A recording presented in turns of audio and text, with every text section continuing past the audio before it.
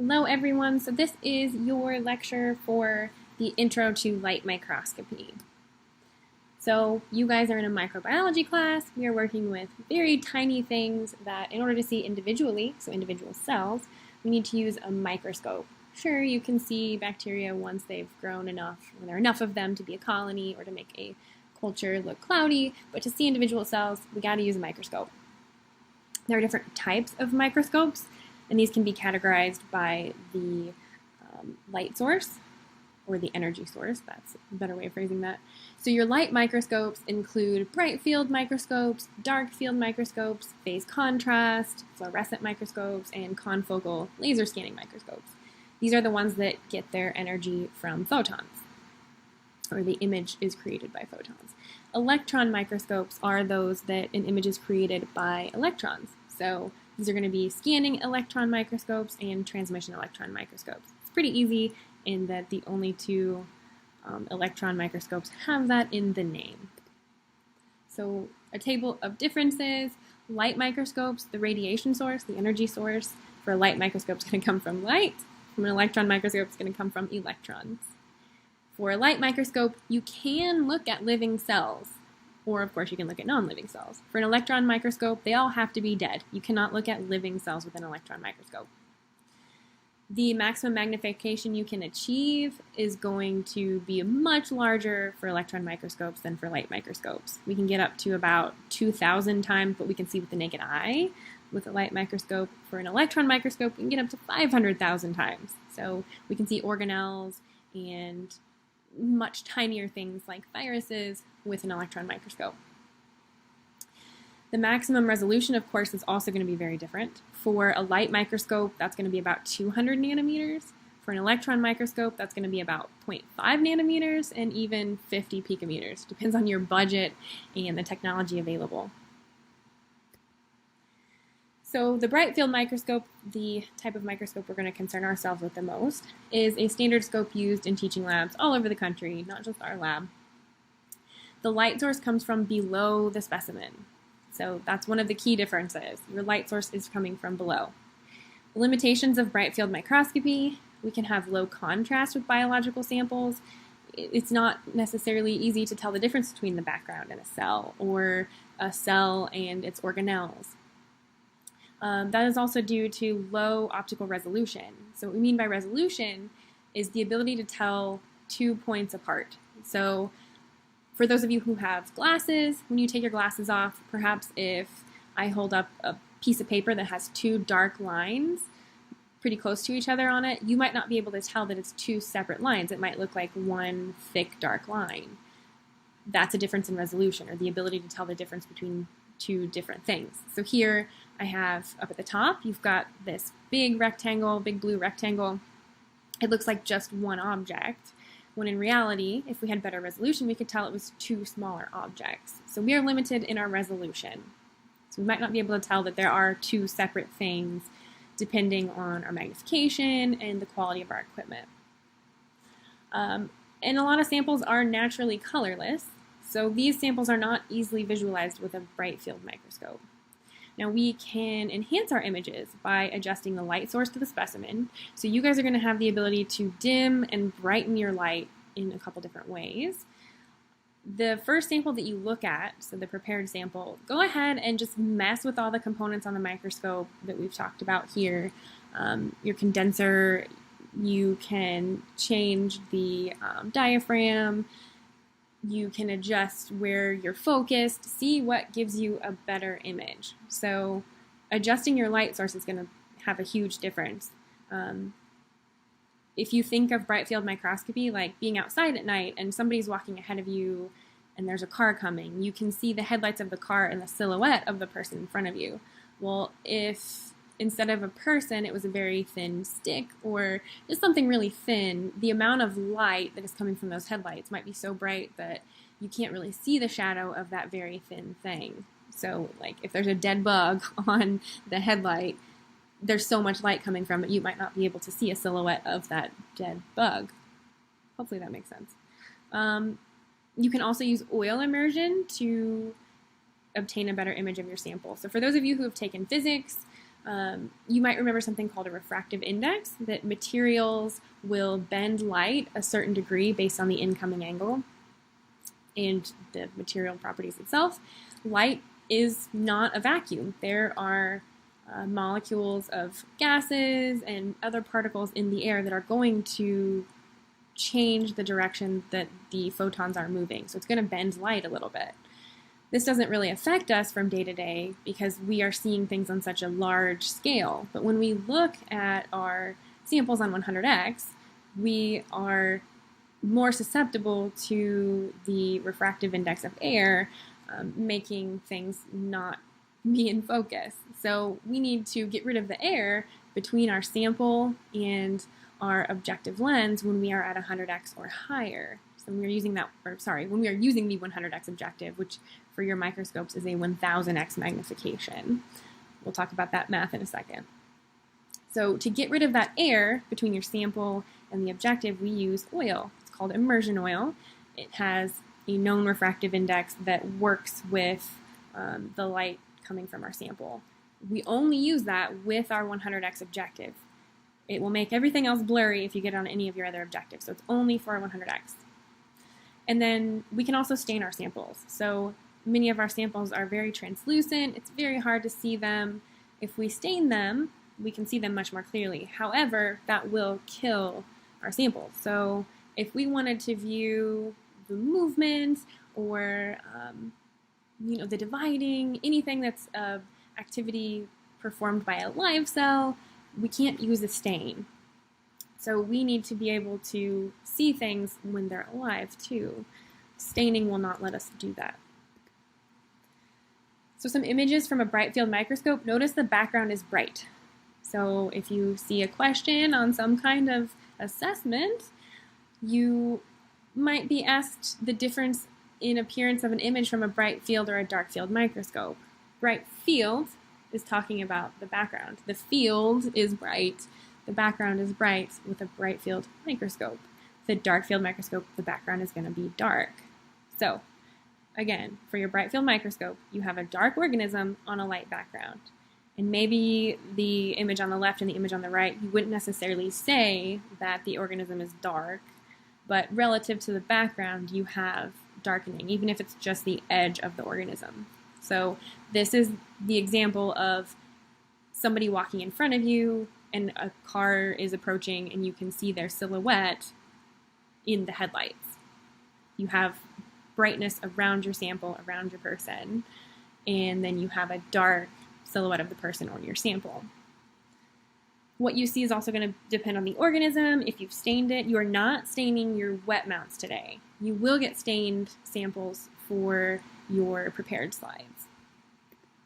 Dark field microscopy, the light source here is from above. So instead of the car coming in front of you, it's going to be coming from where you are.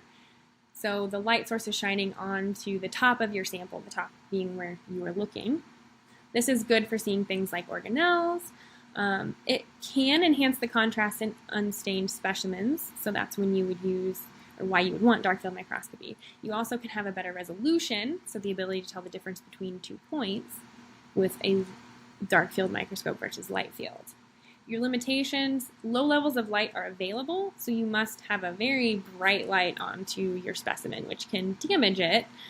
You can damage stains, you can damage the cells themselves.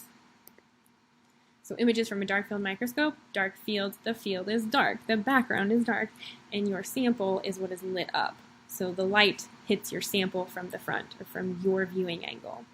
So the left two are bacteria, the right is a shrimp. You also have phase contrast microscopy.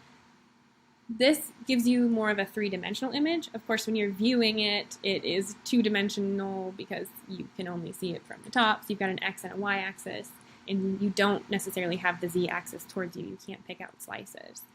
So we do say it provides a 3D image because the shadowing you're able to see makes it look 3D. So you can tell things are closer or further away. This allows for more detailed visualization of certain processes like cell division.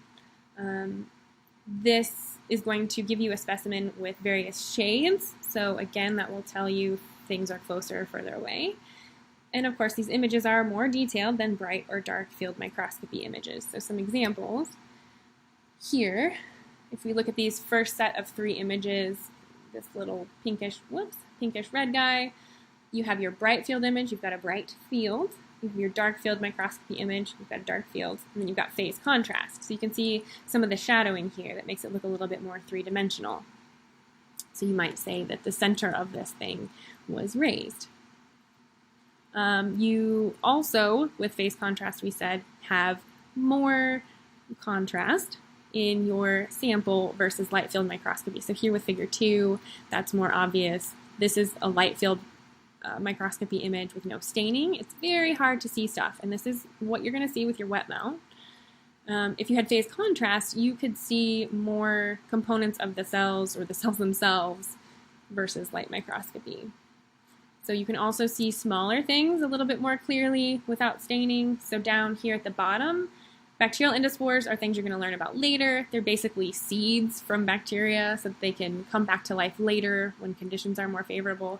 They're small, they can be hard to see, but with phase contrast you can see them pretty well. We also have fluorescent microscopy. So instead of just looking at the shadow of something or the highlight of something if you are using dark fields, this is going to be an image created by fluorescence. So your sample has to have a fluorophore of some kind. So we can use dyes that are fluorescent, and fluorescent just means if we hit this molecule, which is usually a proton, if we hit this, or proton, it's usually a protein, if we hit this with a certain wavelength of light, it's going to excite some electrons in this protein to the point that eventually that energy level will drop down and an electron leaves. The leaving electron is going to be within a certain predictable wavelength based on what we excited it with. That little electron leaving is fluorescence. So we can use fluorescent dyes to bind specific targets. There is a dye called DAPI. It will appear blue that we can stain DNA. So this would allow us to visualize a nucleus. Now, prokaryotes do not have organelles, so we can't view a nucleus in a bacterial cell with DAPI, but we can view other things. So we can use dyes. We can use fluorescent dyes that attach to components of our cells or the cells, overall. Or we can have cells that we have engineered to produce fluorophores themselves. So we can give them DNA that they express to produce a fluorophore, so that fluorescent protein, and fluoresce on their own. Some things are already fluorescent, so some types of chlorophyll fluoresce on their own, so you could put some plant cells under a fluorescent microscope and not do anything to them, not add a fluorescent dye, and still see certain components because some chlorophyll fluoresces. Some limitations with fluorescent microscopy, UV radiation, so these wavelengths of light can cause damage to the cells. You can have phototoxicity, so sometimes certain components of the dye can interact with things in the media or in the cell, and they turn into toxic molecules, like free radicals. You can also have photobleaching, which is just basically overexcitation of the fluorophore to the point it no longer fluoresces. So you can have that fluorophore still present, but it's not appearing in an image because you have overexcited it. That's photobleaching.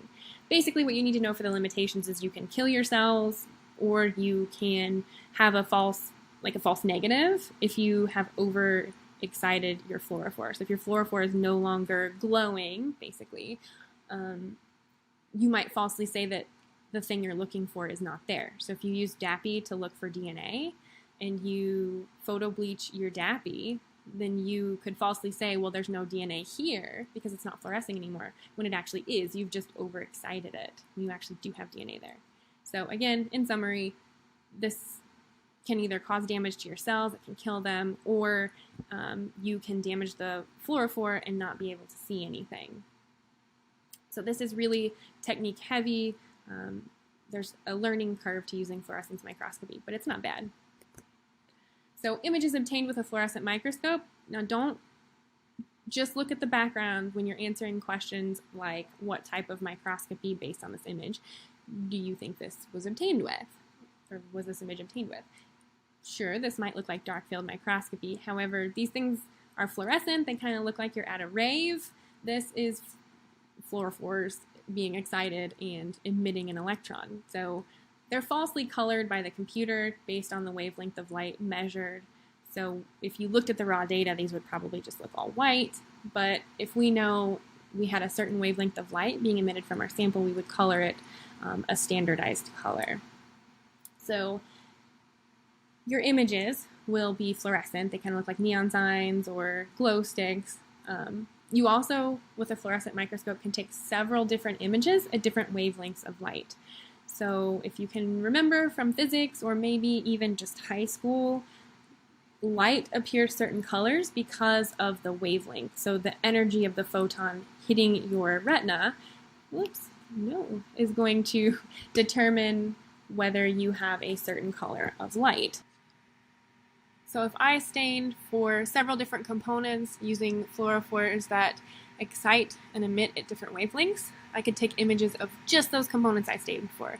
So I could get an image of just the nucleus or where DNA is located, and I could get an image of just the cytoskeleton, or if I could get an image of the membrane components using a red lipophilic dye.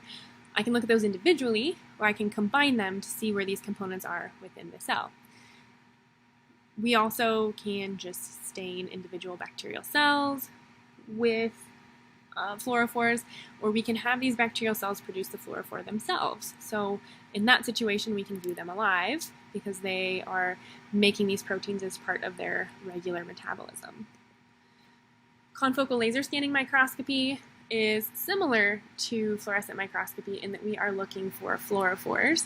So we are looking for proteins that can fluoresce. But with confocal laser scanning microscopy, we can get slices of an image. So kind of like a computed tomography or CT scan. So we can see in a thick sample where certain things are located, and thickness is limited, of course. This is on the microscopic level. But we could see if a cell type was present more at the top or bottom of a sample. We can image live or dead cells with confocal laser scanning microscopy. So if they produce their own fluorophores, or we have a dye, a fluorescent dye that doesn't kill the cells, we can view live cells with this. It's very expensive. We do have a few confocal microscopes on campus. It's not very user-friendly. This is what I use pretty heavily in my research. The training required is pretty intense. The amount of time it takes to train somebody to do this is pretty long. There's just a learning curve. And you cannot scan thick samples. They have to be pretty thin. This has changed over time. We've been able to look at thicker samples as technology has increased. And again, this is sensitive to photobleaching, so you can overexcite your fluorophore. So here are some images taken with confocal. First one is an image from a sample containing two different bacterial species. One fluoresces red, one fluoresces green. You can see in this thickness, throughout the thickness, where each species is located. So the red species, which is Burkholderia sinuspacia, tends to primarily colonize the bottom of this sample, whereas green, which is Staph aureus, those cells are higher up. These two species typically don't like each other, so they tend to occupy different spaces. And then again, you can see, it's not a very good quality image, but this bottom left is, if you looked from the top down, that's what the center square is, and then the two sides are looking from the side. So here you have red cells with some green surrounding them, or if you look from the side, you have a lot of green cells with a few red regions. You don't have to memorize that part. Okay, and then also we can look at it in a three-dimensional space. We can rotate it. We can look at individual slices so that we can view them from the top to see individual cells.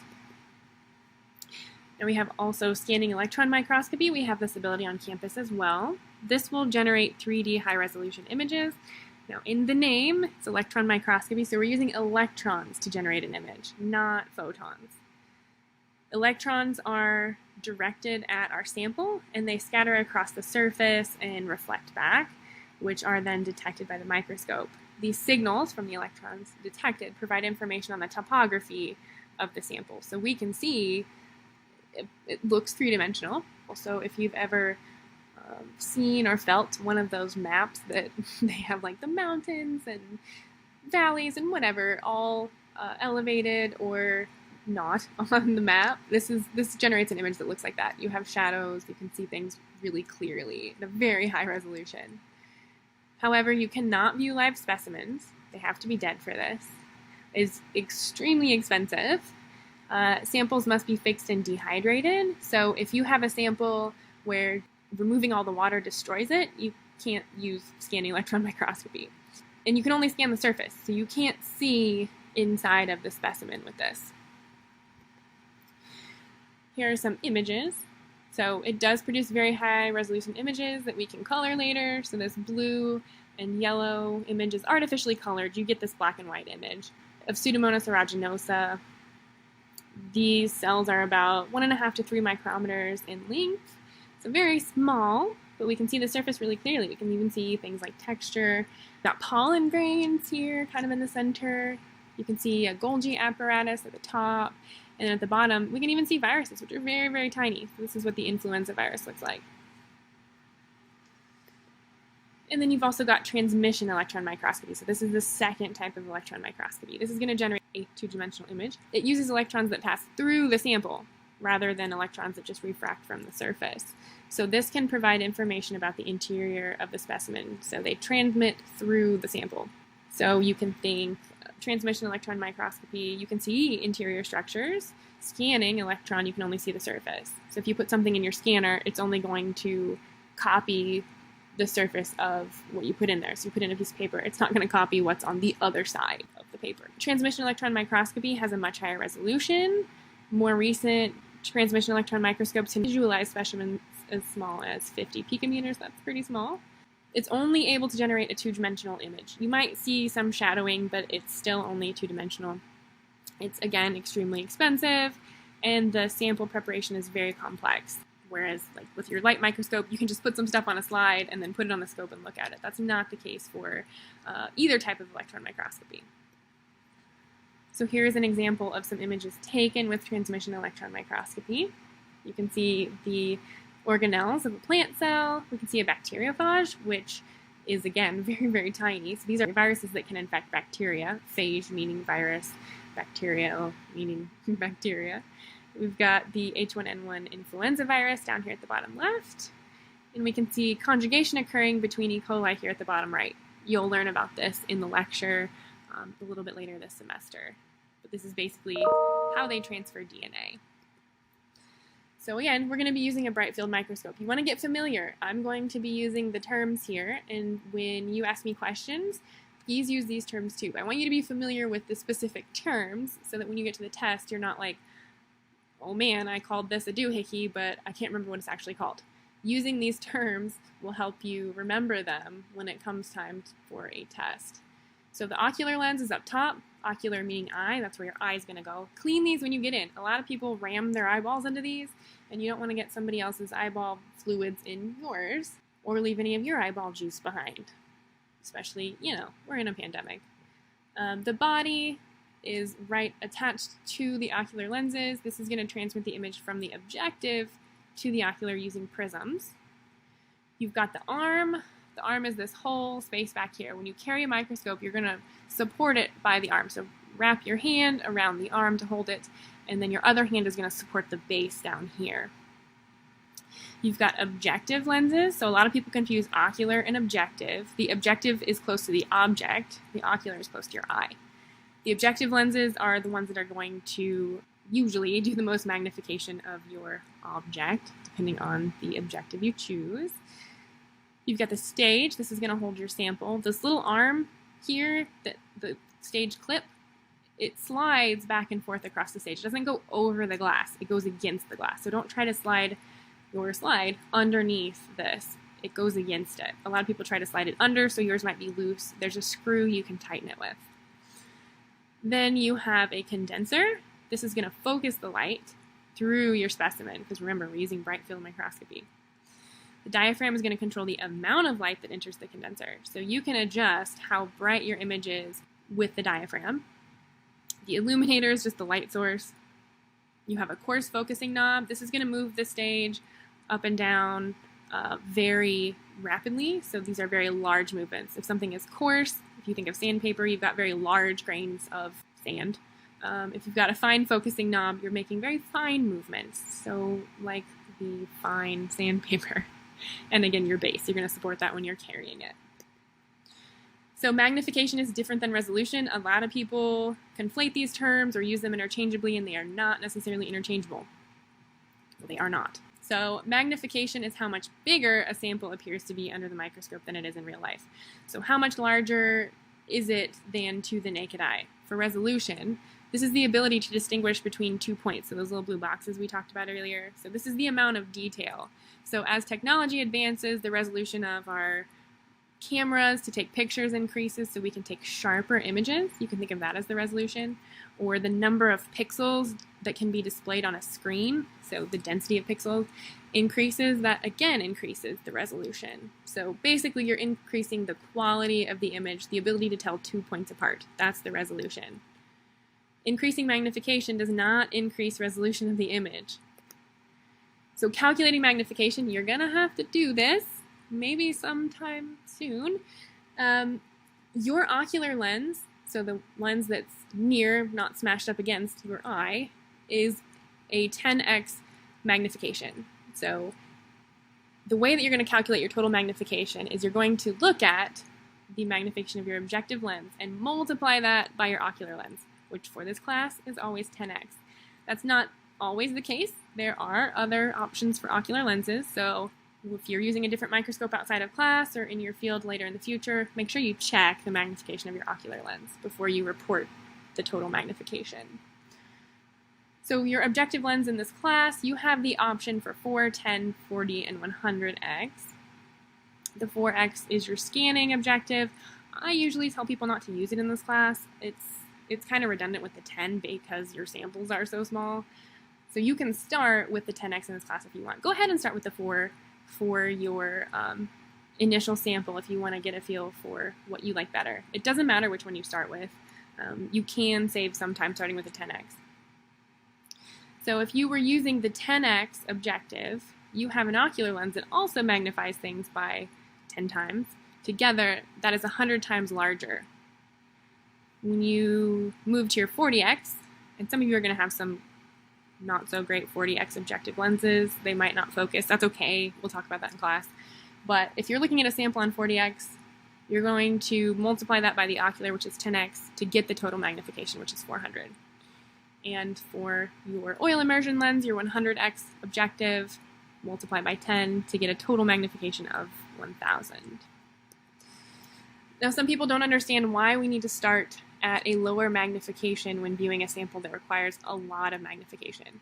So if you, up at the top here, we're going to start at the top, look at your slide from the side. You can think of the thickness of your slide as a slice of, or a loaf of bread that's been sliced, but rotate this so the slices are horizontal. We're trying to find something within one of those slices, and that includes the air around it. You can be focused on the air around it with your microscope, but we're trying to find something very tiny within a layer of your sample. We need to have more layers in focus to start with, otherwise we're going to spend all day hunting for our sample. So when you start with your 4 or your 10x, you might have all of the layers in focus. So all of these layers, like this is from a CT scan, so if you're more familiar with that, you slice up the body to create different images. You don't actually slice the body, you do that when you take the image. You can go through and pick a slice. So if you're looking for a tumor in somebody, you can scan the whole body and then sort through all these slices to find where it is. So it's a very similar concept to what we're doing with our microscope. So if this is your slide with your sample, your slide's down here, this is your sample sitting on it, similar to how you see up here. Let's say we're looking at this, we're looking for this little tiny bubble in the yellow layer. If we started with 100x, we have to, at this level, sort through all of these slides, or all of these layers. So we'd be looking through all of these bubbles before we got to our sample, the one we're actually looking for in our sample. That can take a lot of time. So when we start with a lower magnification, so we start with our 10x objective with our 10x ocular, gives us a total magnification of 100, maybe this whole thing's in focus. So we can see, okay, I know that I don't have a bunch of air in here. I'm mostly focused on the entirety of my sample. Then you leave the stage where it is. You never drop the stage once you have focused. You're only moving the objective lenses. You're only rotating the head around that contains the objective lenses. Then you're going to put your next highest magnification in place, which is your 40x. That's going to have still a lot in focus, or relatively in focus. You can center what you're looking for, which means you're just going to focus on the cells you're looking for. You have fewer layers to sort through than if you had just started with your 1000x. So once you focused here, so let's say we had this yellow bubble in the center, it's focused, then we can move to our next objective, which is our 100x. We put some oil on there and then slide our 100x into place, and you can then focus on the bubble and see the details of the bubble if we have enough resolution. Now this is a good example of how resolution doesn't increase. The resolution of this image did not increase as I magnified it. So whenever you are focused on a lower magnification, you never move the stage before moving your objective. Your objective lens, when you're moving that into place, never move your stage. All right, so after you have looked at a prepared sample, you're going to make a wet mount. Wet mounts are unstained live cells. I'll have several options for you guys to choose from. That way, hopefully you can find something that is exciting. This is useful to observe motility that cannot be seen from dead cells. Remember, if we stain our cells or we heat fix them, they're not alive anymore, so we can't see how they move or interact with each other. These can be diagnostic. There are several times you could do a wet mount of a patient sample to do an initial diagnosis. So a vaginal wet mount is one option of that. You can have some colors, so we didn't stain this. If you're looking at species that produce chlorophyll, you might see some green or other colors of chlorophyll like orange. Your bacteria, of course, are not going to be a color. This is a really good view of a wet mount. You might not see this clearly in class, but this would be a good example of a wet mount of bacterial cells, and this is E. coli. They are rod-shaped. So when you make your wet mount, you're going to place a small amount of your specimen on the slide. We're going to use your loop to transfer. Then you're going to place a cover slip on that sample. You're going to start at an angle here and then slowly lower it. That reduces the air bubbles inside, and also it helps your sample spread evenly across the surface. So we have to use a cover slip with your wet mount. You absolutely have to use a cover slip. Remember, as microbiologists, our whole goal is to not infect other people and not contaminate stuff with things that could be dangerous or that we don't want contaminated, like our microscopes. So if you did not use a cover slip, your sample would potentially touch your objective lens and contaminate it. And it's really hard to get bacterial cells and other cells out from all those crevices in the glass portion of your objective. So you're always using a cover slip with your wet mounts. Just to reiterate, you're going to be placing the cover slip down at an angle and slowly lowering it. And again, you're always using a cover slip with your wet mount. All right, so the purpose today is just to learn how to operate your bright field microscope at different magnifications. Perhaps you've used a microscope hundreds of times and you feel like this is redundant, but every microscope's a little bit different in maybe the quality or where things are located or how they work. So maybe you're used to rotating a knob clockwise to lift the stage, whereas maybe another microscope you will rotate it counterclockwise. So that can mess you up when you're at a smaller magnification. So you want to get used to that. And then just knowing where all the components are, how they affect the image that you're seeing, you're just going to kind of play around. It's just for you to have fun with the microscope so that you can get used to using it. So the procedures today, you are first going to view a prepared slide, and then you're going to generate a wet mount as indicated in the lab manual or in this Panopto in a couple slides.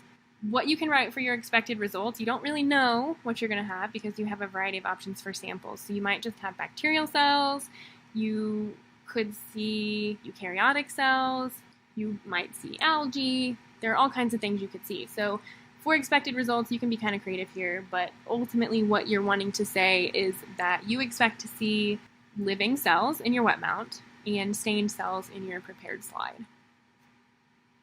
So when you come to the lab, you're going to get a microscope from the cabinet near the exit door. I'm going to have these cabinets open for you, or your TA Hallie will. Ensure when you're grabbing a microscope that there isn't any tape on it indicating malfunction. So we have been blessed with a lot of malfunctioning microscopes, which is really great for microbiology, which heavily relies on microscopes. When you grab your microscope, you check that there's no tape saying that this doesn't work. You're going to carry the microscope holding it by the arm and supporting the base. Some people call the arm the neck, but it's technically the arm. So similar to how you hold a baby, you're going to hold it by the neck and the butt. You're going to support the neck and the butt, or the arm and the base. You need to view your slides and focus them at 40x, and these are total magnifications, 100x, 400x, and 1000x. You absolutely must use your immersion oil with your 100x objective, which is a total magnification of 1000. If you're not sure how to apply the immersion oil, how much or where, let us know. That's okay. We want to get that sorted out right away so that you're not wasting oil or ruining the scopes. Don't forget to bring a printout of your notebook documents, so all the ones you've completed thus far, as well as the protocols and expected results for today. Once you're finished, you're going to need to clean off the magnification lenses, so your objective lenses, and the prepared slide with ethanol. You're going to use ethanol and a paper towel to clean your slides. You're going to use ethanol and lens paper to clean the objectives of your microscope. Then you're going to reset the scope to the way it was when you started working, sterilize your bench, and put it back. This is after you've done all of them, so don't put it back and then go get it to do your wet mount. Keep your microscope out for both. So once you've viewed your prepared slide, then you're going to make your wet mount. You're doing the prepared slide first so that you don't have to worry about seeing something difficult when you're just trying to learn how to use the scope. Then you're going to make your wet mount. So this is for your prepared sample. You're going to obtain a prepared slide, place the slide on the stage, cover slide up, visualize it beginning with the 10x objective, which is 100x magnification. Once you have gotten your image relatively in focus with your 10x objective, you're going to rotate the 40x into place. Don't move your stage between doing that. A lot of people want to drop the stage before they slide the next objective into place. You're not doing that. The whole point of focusing on the lower magnification is to get the sample where you need it to be relatively in focus when you increase magnification.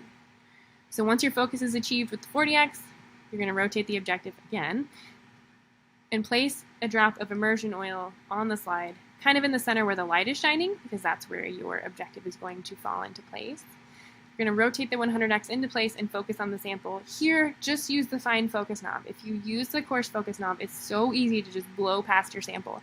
You're going to move pretty slowly. And if you had your sample as focused as you could get it in the 40x, when you get it on 100x, you should kind of see your sample and only have to adjust the focus a little bit. So you shouldn't have to move super far, even if you can't see your sample right when you get to the 100x. Just move your fine focus knob forward a little bit, and if you don't see anything, then move it backwards a little bit. If you still can't find your sample before you move it a bunch, before you move your fine focus knob a bunch, let me or Hallie know, and we'll come find it for you. That way you don't spend forever sorting through all these layers. If you wanted to start over, you have to clean the immersion oil off your slide to go back to your 10x objective, or 40, or 4. So when you're finished, once you have focused on the 100x and you've recorded what you see, you're going to rotate the objectives out of the way and remove your slide. You're going to clean this prepared slide with ethanol and a paper towel, and you'll leave that prepared slide at the bench where you found it for the next class. Then you're going to clean the objectives, especially the 100x, which is what you used most of the oil with, if you didn't accidentally get oil in your 40x. A lot of people do, so that's why we tell you to clean all of them. You're going to clean the 100x and the other objectives with ethanol and lens paper. Lens paper is going to be these chopped up tiny little squares in a petri dish in the center of your bench. It feels kind of like tissue paper. After you've looked at your prepared slide, you're going to look at your wet mount. So you're going to have several samples to choose from. You're going to homogenize the sample, so things are going to settle. So you want to shake or vortex it before you take out any. You're going to transfer a small amount of the sample to the center of your slide using a sterile loop. You might have to go in a couple times to get enough. Alternatively, you can use a pipetter. Then you're going to place a cover slip on your sample just as you did before, or as we talked about before. You're going to place it at an angle, starting at one side, and lower until the opposite side is touching. Then you're going to place the slide on the stage of your microscope with the cover slip slide up. So the cover slip is thinner glass than the actual slide. The objectives can't visualize an image through the thickness of the glass of the slide itself, but the cover slip is thin enough that we can. So again, you're going to start with the 10x or the 4 if you'd rather, and focus on that. That can take your coarse focus knob. Once you have focused with the 10, you're going to rotate the 40 into place, get that as in focus as you can, and then you're going to rotate the head of objectives a little bit so that there's space for you to add a drop of immersion oil to your slide, and then you're going to slide the 100x into place and focus with that. Once you focus with your 100x, which is a total magnification of 1000, you're going to record what you see. You can watch it for a little while. Your wet mount should have things moving around. You can also move around through the slide to see if you can find anything fun. After that, again, you're going to clean your objectives with ethanol and lens paper. You're going to toss your slide. I don't have that on here, but your slide is going to go into the glass, so that white cardboard box. This is the only slide you're throwing away. You're throwing away your wet mount, disposing of your wet mount. You're not disposing of your prepared slide. Make sure you leave your prepared slide at the bench. If you have any questions, of course, let me know. Your quiz for this is primarily going to be about what you need to do for this experiment when you come to class. So make sure you understand the protocol and what you're doing. There are loads of YouTube videos about how to focus a microscope, how to use a microscope, etc. But everything that you need should be here for your quiz. Now, if you have any questions, let me know by email or in class, and we will see you soon.